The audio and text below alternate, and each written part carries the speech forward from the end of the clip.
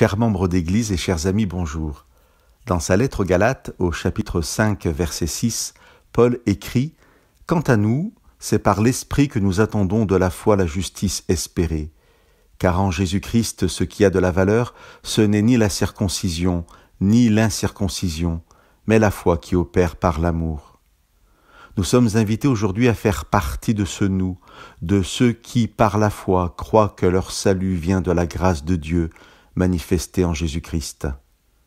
Dans le contexte de cette lettre, Paul interpelle ceux qui pensent devoir se faire circoncire pour pouvoir être sauvés. « Moi, Paul, je vous dis que si vous vous faites circoncire, le Christ ne vous servira de rien. Et je l'atteste encore une fois à tout homme qui se fait circoncire, il est tenu de mettre en pratique la loi tout entière. Vous êtes séparés du Christ, vous qui cherchez la justification dans la loi.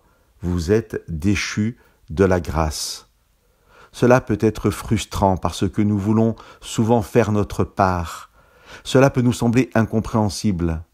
Mais la grâce ne peut être grâce que quand elle est don gratuit de Dieu et reçue comme telle de notre part. Sans rien y ajouter, mais sans rien y enlever non plus. Paul continue au verset 13 en précisant « Mes frères, vous avez été appelés à la liberté, seulement que cette liberté ne devienne pas un prétexte pour la chair.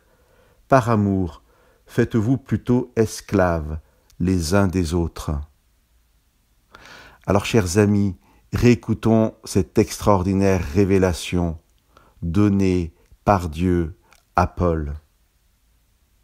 En Jésus-Christ, ce qui a de la valeur, ce n'est ni la circoncision, ni l'incirconcision, mais la foi qui opère par l'amour. En Jésus-Christ. Ici est le cœur de tout. Nous ne pouvons être sauvés qu'en acceptant le don gratuit de la grâce de Dieu, mais nous devons accepter aussi que ce salut se développe en nous par la puissance de transformation de l'Esprit du Christ en nous.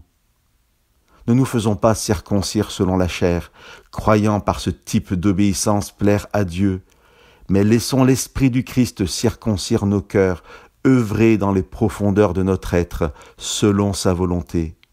Alors, nous vivrons, par sa grâce, une foi agissant par amour, non pour être sauvés, mais dans la joie du salut gratuit en Jésus-Christ.